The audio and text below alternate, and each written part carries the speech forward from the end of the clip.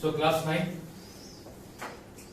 Last lecture में law of motion chapter number first का पूरा एक्सप्लेनेशन हो गया ना।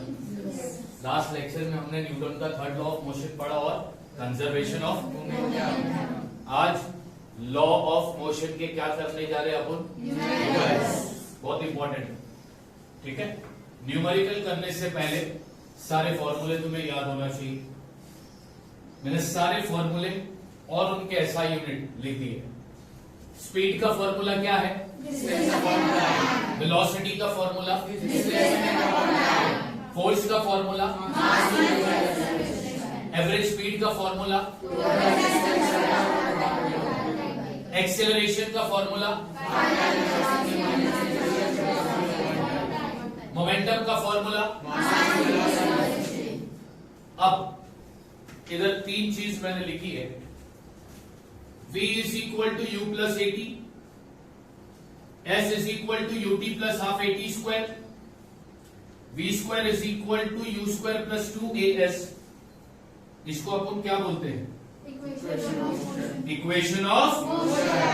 ये है equation of motion.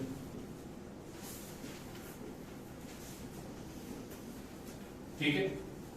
At last M1U1 plus M2U2 ये क्या हो गया, इनिशियल मोमेंटम।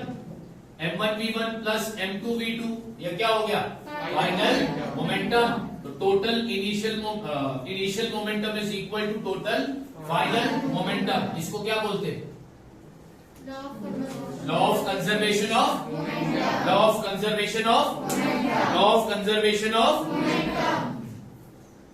स्पीड और वेलोसिटी को मेजर करने का यूनिट क्या है, metre per second. Distance displacement को मेजर करने का यूनिट क्या है, मीटर। टाइम को मेजर करने का यूनिट सेकंड। एक्सेलरेशन को मेजर करने का unit metre per second. Force को मेजर करने का यूनिट, मास को किलोग्राम, मोमेंटम को kilogram dot metre per second. यहां पर ये डॉट का मतलब क्या होगा, डॉट का मतलब क्या होगा, डॉट का मतलब क्या होगा, ठीक है। फॉर्मूले तुम्हारे सामने है, ऐसा यूनिट भी यहां पर है और तीन प्रॉब्लम मैंने लिखे हैं। Problem number 1, problem number 2, problem number 3। अब ये तीन प्रॉब्लम को अपने को सॉल्व करना है।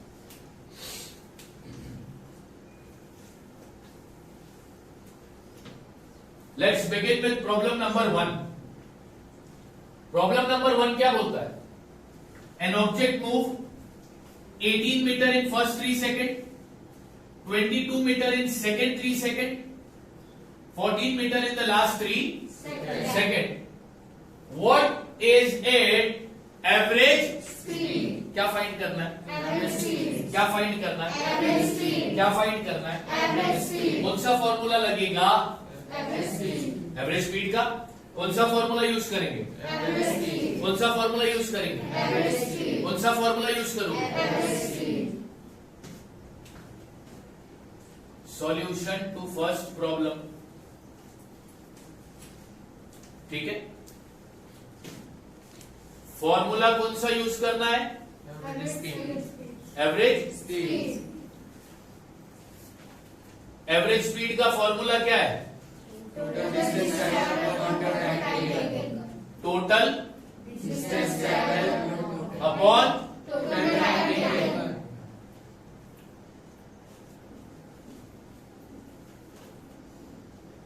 राइट। अब उसने जितना भी डिस्टेंस ट्रैवल किया उन सबका निकालेंगे टोटल। टोटल यानी उन सबको प्लस करेंगे। 18 metre plus 22 metre plus 14 metre upon total time. Time का भी टोटल निकालोगे तो 3 second plus 3 second plus 3 second is equal to. Question समझ में आया ना। एक ऑब्जेक्ट मूव कर रहा था तो पहले 3 सेकेंड में कितना डिस्टेंस चला, 18 मीटर। दूसरे 3 सेकेंड में कितना डिस्टेंस चला, 22 मीटर। लास्ट 3 सेकेंड में कितना डिस्टेंस चला, 14 मीटर। ठीक। अब इसको प्लस करो तो कितना होगा, ये 18 प्लस 22 कितना हो गया, 40 plus 40, 54 upon 3 plus 3 plus 3, how much? 9. Therefore, average speed is equal to 9 6 54. तो एवरेज स्पीड कितना आया? 6. स्पीड को मेजर करने का यूनिट क्या है? Metre per second. Metre per second. Metre per second. Metre per second. समझ में आ गया? आया ना? बहुत सिंपल था. चलो करते सेकंड प्रॉब्लम का सॉल्यूशन. क्वेश्चन पढ़ो. A person swim. पर्सन क्या कर रहा है? 100 मीटर इन द फर्स्ट 40 यानी पहले 40 सेकंड में कितना स्विमिंग किया? 100 मीटर. नेक्स्ट 40 सेकंड में कितना स्विमिंग किया? 80 मीटर. लास्ट 20 सेकंड में कितना स्विम किया? 45 metre. What we need to find? Average speed. What we need to find? Average speed. तो यहां पर भी कौन सा फॉर्मूला इस्तेमाल होगा? Average speed.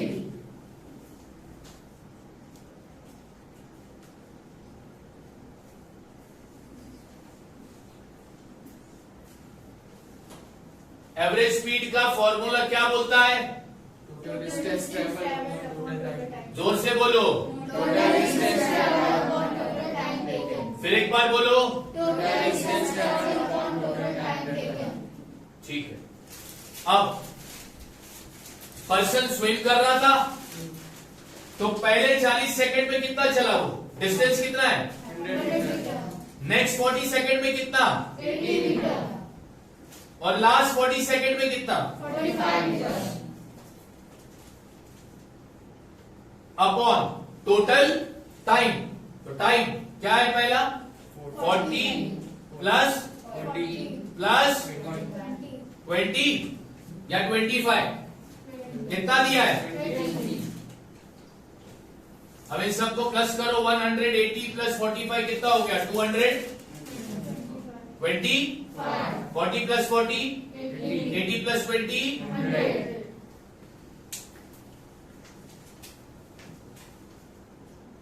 Therefore, average speed is equal to. अब 225 को 100 से क्या करना है?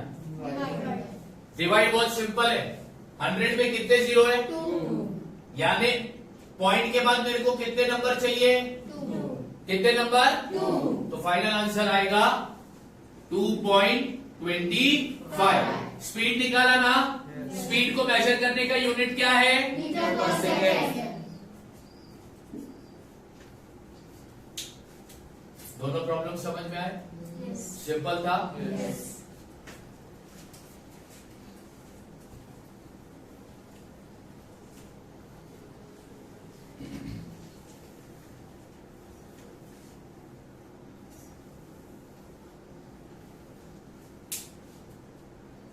अब करेंगे सॉल्यूशन टू क्वेश्चन नंबर 3. यहां पर दिया है, लिखा है ना मैंने क्वेश्चन? Yes. यस और नो? Yes. ठीक है. क्वेश्चन देखो क्या बोलता है. An object of 16 kilogram mass. Object है, उसका मास कितना है? 16 किलोग्राम. Is moving. मूव कर रहा है with an acceleration of 3 metre पर सेकेंड स्क्वायर. एक ऑब्जेक्ट है, मूव कर रहा है. क्या कर रहा है? मूव कर रहा है. उस ऑब्जेक्ट का मास दिया है. Yes. कितना दिया है? 16 किलोग्राम. उस ऑब्जेक्ट का एक्सेलरेशन दिया है. Yes. कितना दिया है? 3 metre per second square.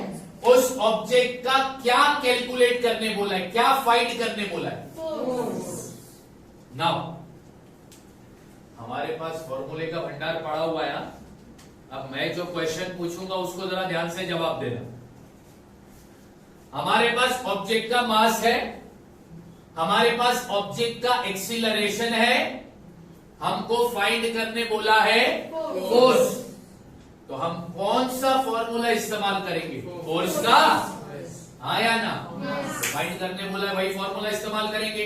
Force का फॉर्मूला क्या होगा? फोर्स का फॉर्मूला क्या होगा? फोर्स का फॉर्मूला क्या होगा? फोर्स का फॉर्मूला क्या होगा? ठीक है, अब क्वेश्चन को जरा पूरा कर दूं। फोर्स का फॉर्मूला लोगे मास इनटू एक्सीलरेशन, तो तुमको क्या मिलेगा?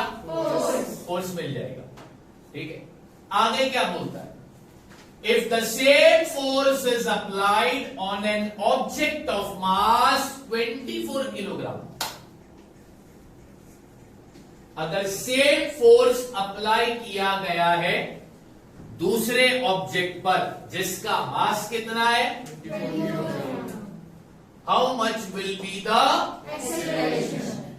अब इन शॉर्ट ये क्वेश्चन पढ़ने पर तुम्हें ये तो समझ में आ गया होगा कि हमारे पास ऑब्जेक्ट कितने हैं, एक या दो। एक ऑब्जेक्ट का मास कितना दिया है? 16 किलोग्राम। दूसरे ऑब्जेक्ट का मास कितना दिया है? 24 किलोग्राम। 16 किलोग्राम जिस ऑब्जेक्ट का मास है, हमारे पास उस ऑब्जेक्ट का एक्सीलरेशन है या नहीं है? कितना? 3 मीटर/सेकंड।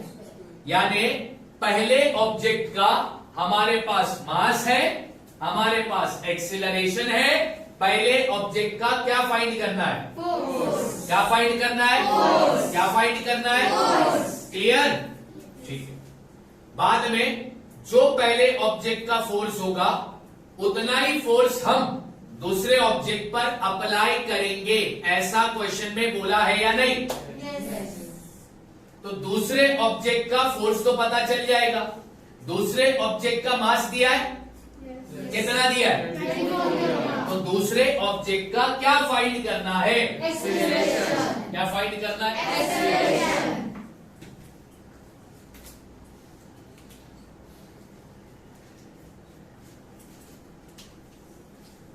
यहां पे लिखता हूं given,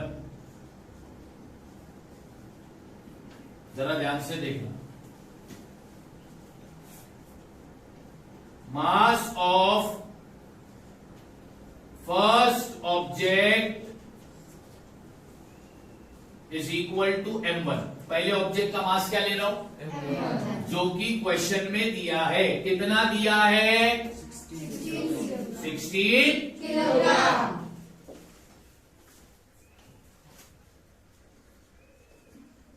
mass of second object को लेता हूं मैं m2। सेकेंड ऑब्जेक्ट का मास दिया है कि नहीं दिया है? कितना दिया है? 24 किलोग्राम।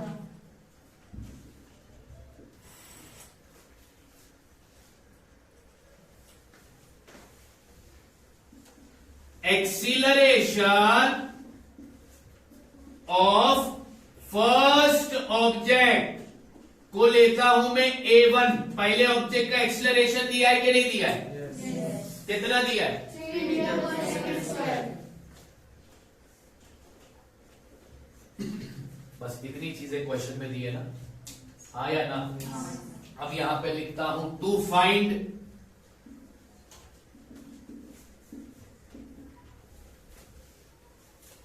करना है फोर्स, हाँ या ना? Force applied on first object, पहले ऑब्जेक्ट पर कितना फोर्स अप्लाई हुआ वो फाइंड करना है, हाँ या ना? दूसरा क्या फाइंड करना है? Acceleration of second object. इसको लेता हूं मैं a2। क्या लेता हूं? a2। क्योंकि पहले ऑब्जेक्ट के एक्सीलरेशन को मैंने क्या लिया? a1। तो दूसरे ऑब्जेक्ट के एक्सीलरेशन को मैं क्या ले रहा हूं? a2। और ये मेरे को फाइंड करना है, राइट? और तुमने स्टार्ट में ही मेरे को बोल दिया सर हम फॉर्मूला इस्तेमाल करेंगे, कौन सा? फोर्स का। फोर्स का फॉर्मूला क्या है बाबा? Mass into acceleration. डन? पक्का ना? ठीक है। हमारे पास कितने ऑब्जेक्ट है बाबा? 2। अब यहां पे लिखता हूं इतना हिस्सा समझ में आ गया ना? जो चीज दिया था उसको गिवन में लिख दिया, जो चीज फाइंड करना है उसको टू फाइंड करके मैंने लिख दिया। कितने ऑब्जेक्ट है हमारे पास? तो पहले ऑब्जेक्ट का डिटेल फाइंड करते हैं। यहां पे लिखता हूं for first object. First object का तुम्हें फोर्स फाइंड करना था, मानते हो इस बात को? फॉर्मूला ऑलरेडी तुमने लिखा है। क्या लिखा है फॉर्मूला? मास कितना है फर्स्ट ऑब्जेक्ट का? 16 किलोग्राम इनटू एक्सीलरेशन कितना है? 3 मीटर तो 16 3 कितना होता है? 48। अच्छा, फोर्स को तोलने का यूनिट कितना है? न्यूटन को डिनोट करते हैं लेटर एन से। लेटर तो पहले ऑब्जेक्ट पर कितना फोर्स अप्लाई हुआ? कितना फोर्स? 48 न्यूटन। कितना फोर्स? 48 न्यूटन। कितना फोर्स? 48 न्यूटन। ये क्लियर हो गया? पक्का? ठीक है। अब फाइंड करेंगे। अच्छा, क्वेश्चन में बोला है same force is applied on second object. बोला है ना क्वेश्चन में। अब यहां पर लिखता हूं for second object. Second object का बच्चों अपने को क्या फाइंड करना है? अब सेकेंड ऑब्जेक्ट का अपने को मालूम क्या क्या है वो बताओ। मास मालूम है, और एक चीज मालूम होगी क्या? तो सेम फॉर्मूला इस्तेमाल होगा, force is equal to mass into second object का फोर्स वही होगा जो फर्स्ट ऑब्जेक्ट का फोर्स कितना है? 48 newton. 48 is equal to mass कितना है? 24 किलो मल्टीप्लाई बाय इसका क्या फाइंड करना है? अच्छा, मैंने सेकेंड ऑब्जेक्ट का एक्सीलरेशन क्या लिया था? A2। इधर A2 लिख देता हूं। समझ में आ गई? हाँ या ना? चलो अब फाइंड कर दो भाई, किस्सा खत्म कर दो। क्या करोगे? ये 48 अपनी जगह पर है, ये 24 किसमें है? तो ये लेफ्ट में आएगा तो इधर क्या बचेगा? A2 यानी एक्सीलरेशन ऑफ द सेकेंड। 24 1 जा 24 2 जा 24 2 जा एक्सीलरेशन दूसरे ऑब्जेक्ट का मिल गया। कितना मिला? 2। अब एक्सीलरेशन को मेजर करने का यूनिट क्या है?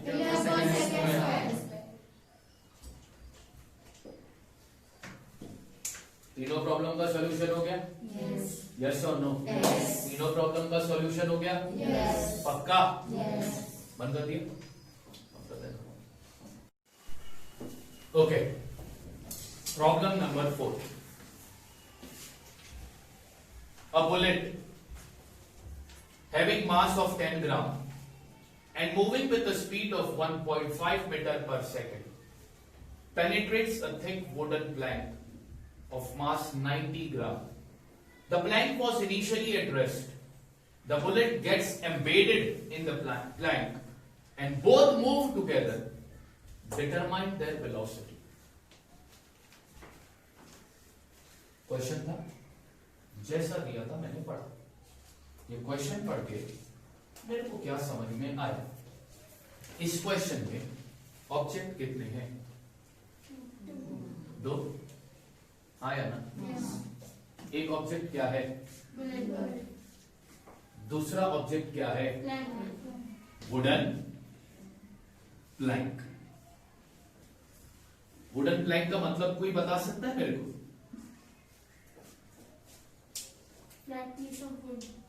हिंदी में बताइए, हम अमेरिका में। हिंदी लकड़े का फ्लैट। देखो ये बेंच है, बेंच के ऊपर का जो सरफेस है वो फ्लैट है ना, निकाल दो उसको, उखाड़ फेंको तो वो तुमको मिलेगा क्या? वुडन। तो यहां पर 2 ऑब्जेक्ट है और दोनों ऑब्जेक्ट का मास दिया है, हाँ या ना? बुलेट का मास क्या दिया? 10 ग्राम।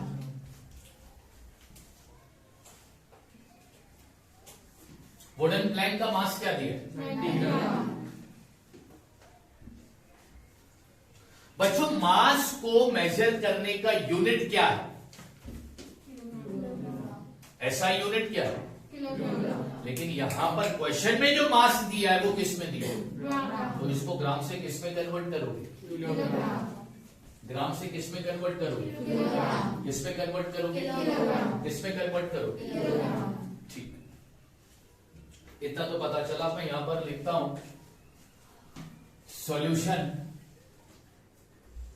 To problem 4. यहां पे लिखता हूं गिवन. अब गिवन में जो जो चीज दी है अब तक हमको पता चलिए वो लिखते. तो तुम बोलोगे सर मास ऑफ बुलेट दिया है, Yes. इसको लेते हैं अपन m. कितना दिया है? 10 ग्राम. मैंने अभी बताया मास का यूनिट क्या है. किलोग्राम. अब इसको किस में कन्वर्ट करोगे? ग्राम को. किलोग्राम. कैसे कन्वर्ट करोगे? 1 किलोग्राम किससे बनता है? 1000 ग्राम. किससे बनता है? 1000 ग्राम. पक्का? Yes. पक्का ना? Yes. बट यहां पर तो कितना किलोग्राम, यहां पर तुमको कितना ग्राम दिया है? 10 ग्राम. सिर्फ 10 ग्राम दिया है ना. Yes. तो 10 ग्राम को कैसे कन्वर्ट करेंगे? Divide. कैसे कन्वर्ट करेंगे बोलो.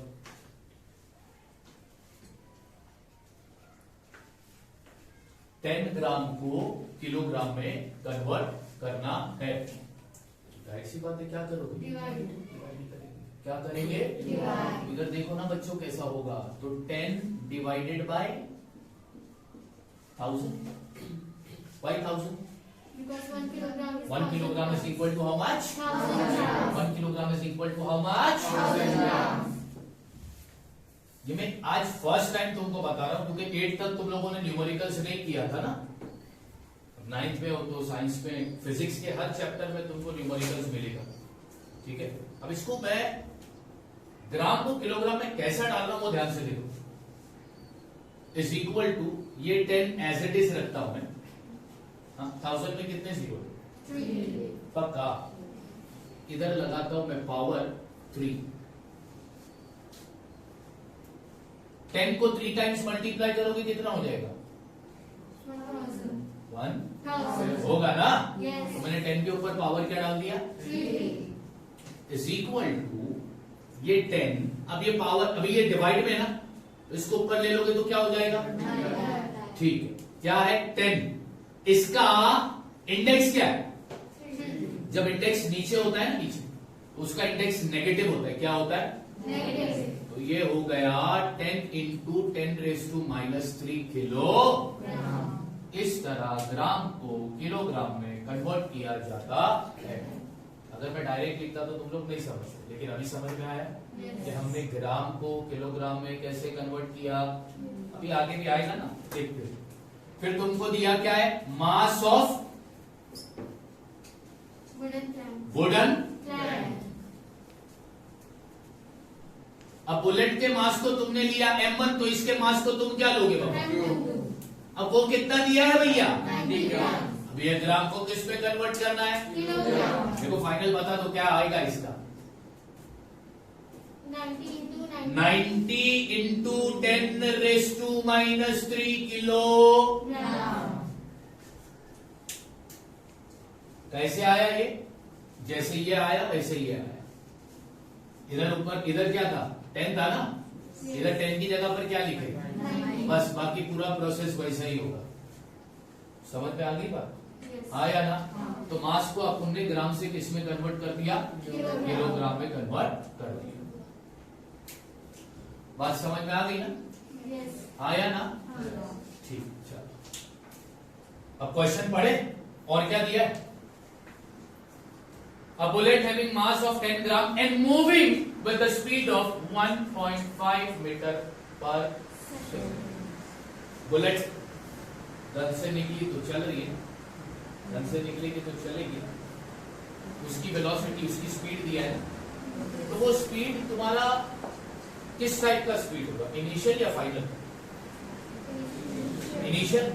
तो यहाँ पे और एक चीज अपने को पता चली क्या initial velocity of bullet.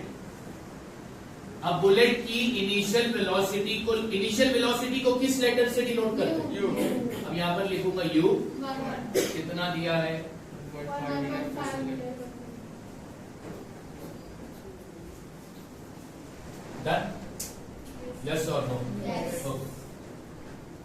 Penetrates का मतलब क्या बाबा? पेनिट्रेट का मतलब क्या? ये लकड़े का टुकड़ा है, वुडन प्लैंक। हाँ, गोली चल रही है, अब क्या हो जाएगी? टकराएगी? हाँ या ना? टकराने के बाद इसके अंदर जाएगी और जाने के बाद क्या होगी? यहां से बात समझ आ रही? यस और नो? Yes. ये उस लाइन का मतलब है। क्या बोल रहा है? Penetrate a thick wooden plank, यानी बुलेट कहां पर एंट्री मारी भाई? वुडन प्लैंक के अंदर। Done? Okay. The plank was initially at, plank जो था गोली लगने से पहले, ये प्लैंक है, गोली लगने से पहले भैया ये कौन से पोजीशन पर?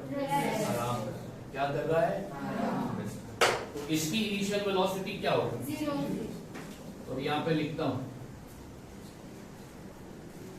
Initial velocity of Planck. अब बुलेट की इनिशियल वेलोसिटी को मैंने क्या लिया? इसकी इनिशियल वेलोसिटी को क्या लेना? कितना है बाबा? 0.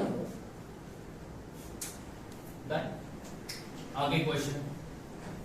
The bullet get embedded in the plank and both move together. क्या हुआ? बुलेट जो है ठीक है, इससे टकराने के बाद इसके अंदर घुसी, इसके अंदर घुसने के बाद इसके अंदर से बाहर निकली, फिर ये दोनों भी क्या हो गए भाई? मूव करने लगे। अब कैसे मूव करने लगे ध्यान देना। ये बुलेट चल रही है, ये वुडन प्लैंक है, बुलेट चल रही है, ये वुडन प्लैंक है। वुडन प्लैंक चल रहा है क्या बाबा? No. वो कौन से पोजीशन पे? Rest. रेस्ट पे है ना?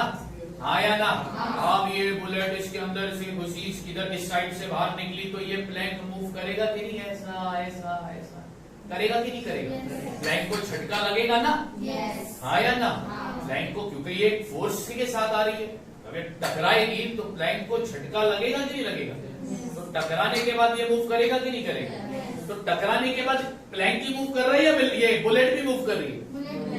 बुलेट भी मूव कर रही है। तो तुमको फाइंड क्या करने का है? डिटरमाइन दैट, मतलब दोनों की फाइनल वेलोसिटी तुमको फाइंड करनी है। क्या फाइंड करने का है? Final velocity. यहां पर सिर्फ वेलोसिटी बोला है ना, तो अब यहां पर लिखता हूं टू फाइंड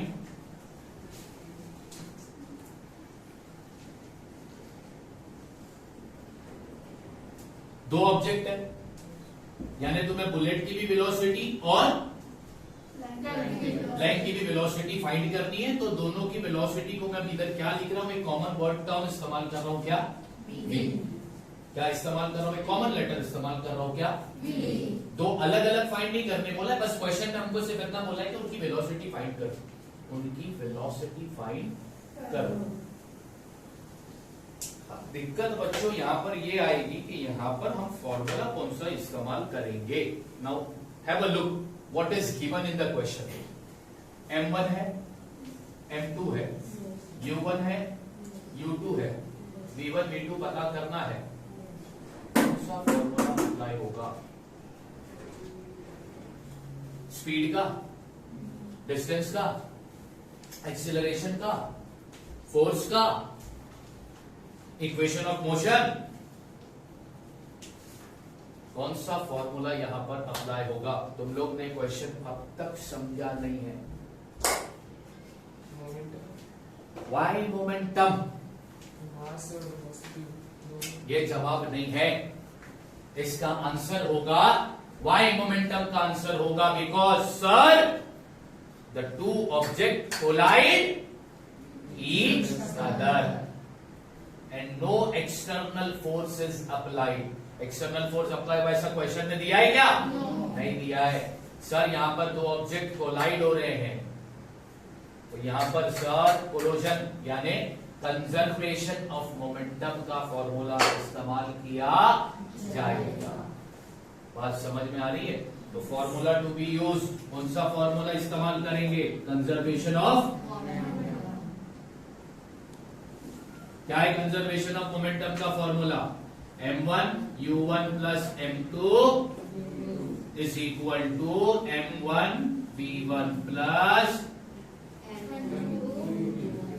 समझ में आया ना? कंजर्वेशन ऑफ मोमेंटम का फॉर्मूला क्यों लगाया है? क्योंकि यहाँ पर दो ऑब्जेक्ट क्या हो रहे हैं, तो जब भी कोलोजन का आएगा ना टॉपिक, तो कौन सा फॉर्मूला इस्तेमाल करने का? Conservation of. चलो फॉर्मूला लिख दिया, अब सिर्फ चुपचाप वैल्यू डालनी चाहिए। अब ये m1 u1 को मैं एज इट इज रखता हूं, प्लस की साइन डाला। m2 कितना है? 90 इंटू 10⁻³ है ना? हाँ है ना? मल्टीप्लाई बाय u2 कितना है? अब ये m2 और u2 के बीच में कौन सी साइन है भाई? है ना? Is equal to m1 v1 plus m2 v2। अब जरा ध्यान दो, m1 u1 any number multiply by 0, the answer will be 0 लिखने की जरूरत है, हटा दो इसको। इज इक्वल टू m1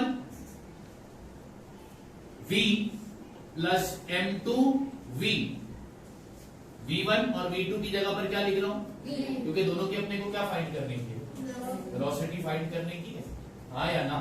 यहां पे लिख दो v1 is equal to v2 is equal to v। Clear? अब m1 u1 is equal to m1 और m2, m1 plus m2, okay. फिर डाला ब्रैकेट, क्योंकि दोनों में v क्या है? कॉमन है, कॉमन चीज लिखते ब्रैकेट के।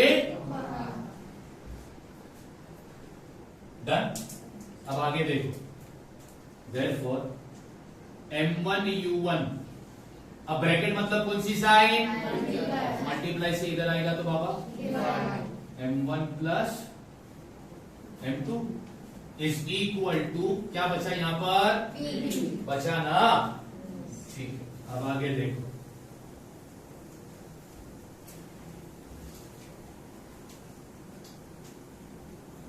देयरफॉर अब वैल्यू डालेंगे। m1 कितना है बाबा? m1 what is m1?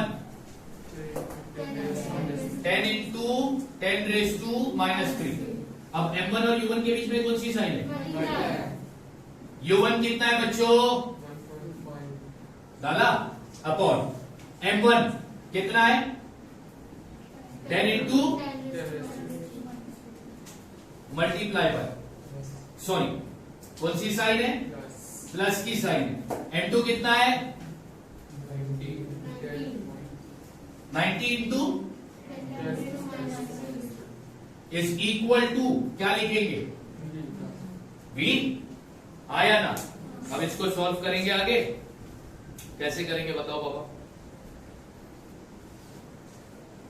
कुछ तो बताओ भाई, चुप ना बैठो, जल्दी बताओ।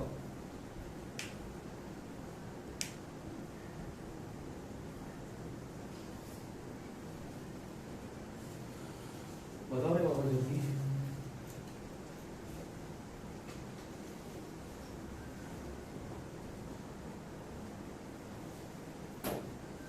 नहीं बताओ,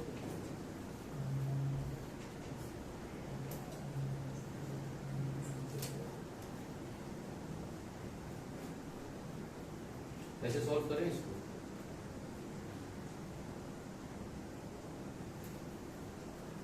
बोलो। अरे इधर तो आइडिया लगाओ ना, थोड़ा बहुत तो आइडिया लगाओ कि इसको कैसे सॉल्व करें। बस खाली मेरे बताने तक इंतजार रखा तुम लोग। ऊपर क्या न्यूमरेटर में 10 इंटू 10⁻⁻, मल्टीप्लाई बाय 1 पॉइंट। अब नीचे क्या कॉमन निकालोगे? 10⁻³ 10⁻³ कॉमन है, कॉमन का आता है ब्रैकेट के, तो ब्रैकेट के अंदर क्या बचेगा इधर 10, फिर प्लस इधर क्या बचेगा 90 इज इक्वल टू, अब तो बताओ ये 10 रेज़ टू -3, ये 10 रेज़ टू -3 कट गया, ऊपर क्या बचा 10 into upon 10 plus 90 is how much, तो बता दो भाई, इज इक्वल टू बी, आया ना। अब यहां पर देयरफॉर अब 1.5 को 10 से मल्टीप्लाई करोगे तो क्या आएगा upon what 100 is equal to 100 में कितने जीरो, यानी मेरे को पॉइंट के बाद कितना नंबर चाहिए 2 नंबर चाहिए, तो पॉइंट के बाद 2 नंबर लिख दिया 15, पॉइंट के पहले नंबर लेने के लिए कुछ है क्या, क्या लिखूंगा, क्या फाइंड किया वेलोसिटी, वेलोसिटी का एसआई यूनिट क्या है